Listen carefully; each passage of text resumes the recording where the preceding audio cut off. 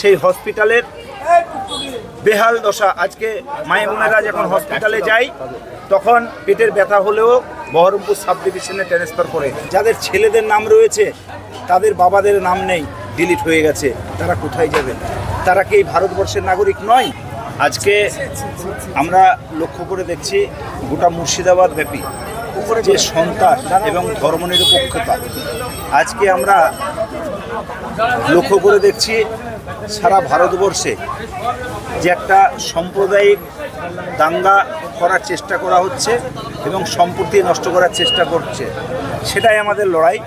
একমাত্র কংগ্রেস পার্টি ধর্মনিরপেক্ষতা বজায় রাখতে পারে এবং ধর্মনিরপেক্ষতা পালন করতে পারে এবং দল মত নির্বিশেষে হিন্দু, মুসলিম, জৈন, খ্রিস্টান, শিখ, ইসাই সবাইকে নিয়ে চলার চেষ্টা এই কংগ্রেস পার্টি বারবার পরীক্ষিত হয়েছেন এবং পরীক্ষা দিয়েছেন।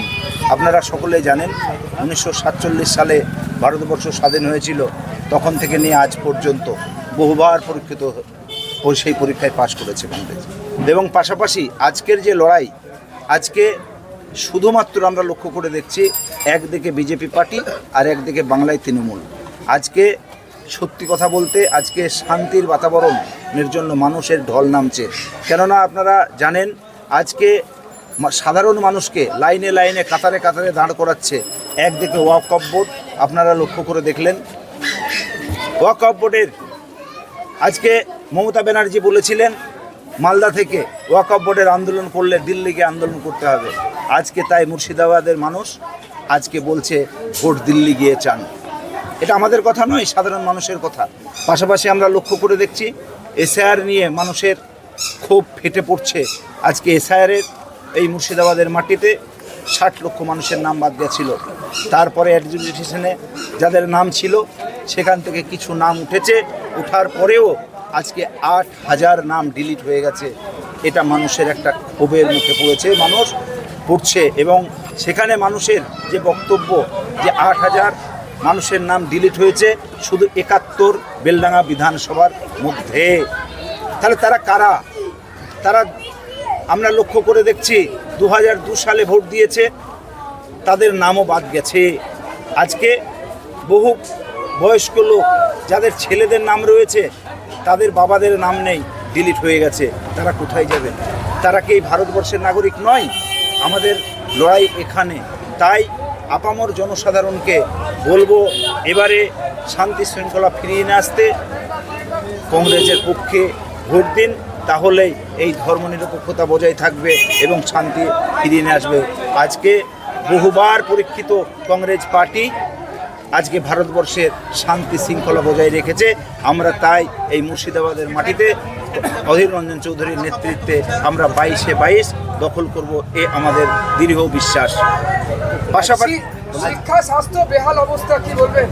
দেখুন, আজকে শিক্ষা নিয়ে যদি কথা বলতে হয়, আজকে আপনারা লক্ষ্য করে দেখবেন আজকে একটা টোটো চালক তার ছেলেও আজকে সরকারি স্কুলে পড়ে না। তার কারণ কি জানেন? আজকে শিক্ষামন্ত্রী জেলে। তাহলে শিক্ষার অবস্থা কেমন হবে এ কথা বলার অবকাশ রাখে না। আপনারা লক্ষ্য করে দেখবেন আজকে আপনারা লক্ষ্য করুন আজকে স্বাস্থ্যর যে বেহাল দশা হয়েছে। বেলডাঙ্গায় দুটো আজকে হসপিটাল, সেই হসপিটালের বেহাল দশা। আজকে মায়েরা যখন হসপিটালে যায় তখন পেটের ব্যথা হলেও বহরমপুর সাব ডিভিশনে ট্রান্সফার করে। অথচ দুটো এমএলএ এই বেলডাঙ্গায় তারা কোনো কিছু বলে না। আজকে রুজি কল্যাণ সমিতির তারা সদস্য, তারা বেলডাঙ্গার হসপিটালের দিকে তাকিয়ে দেখে না। আজকে যিনি প্রার্থী হয়েছেন 71 বিধানসভার, তিনি 3বারের এমএলএ, তিনি 70 রেজিনগর বিধানসভায় 3বার জয়ী হয়েছেন। তাহলে আজকে তাকে বেলডাঙ্গা বিধানসভার 71-এ আসতে হলো কেন? এটা আমাদের প্রশ্ন। আজকে যদি এত উন্নয়ন করে থাকে রেজিনগরে মাটিতে, রেজিনগরের মানুষকে প্রশ্ন করুন আপনারা কি উন্নয়ন করেছে। আমরা লক্ষ্য করে দেখেছি সেখানে তাদের গোষ্ঠীদ্বন্দ্বে আজকে এমএলএ সাহেবদের সঙ্গে এত মারামারি ঝই ঝামেলা হয়েছে কিছুদিন আগে আমরা লক্ষ্য করে দেখেছি।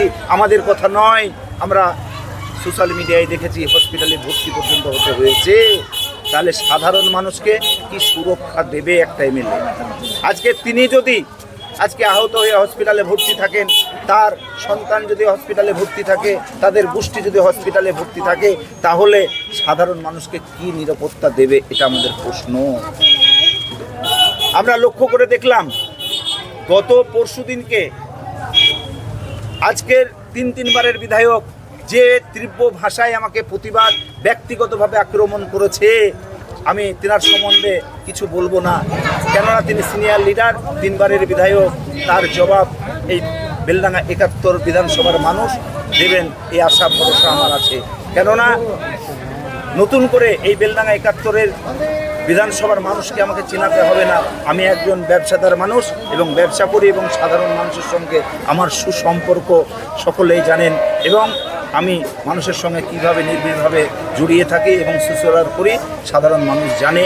তার সম্বন্ধে আমি ব্যক্তিগতভাবে কোনো রুচিকর কথাবার্তা আমি বলবো না। তিনি যা বলেছেন আমি তার জন্য তাকে তিনি যা বলেছেন তাকে আমি বলতে চাই একটা কথা, যে তিনি আমার থেকে অনেক সিনিয়র লিডার। তেনাকে বলবো ব্যক্তিগত নয়, পারলে পারে রাজনৈতিকভাবে মোকাবেলা করুন। ব্যক্তিগত আক্রমণ করে কি প্রমাণ করতে চাইছে আমার জানা নেই, এই কথা বলতে চাই।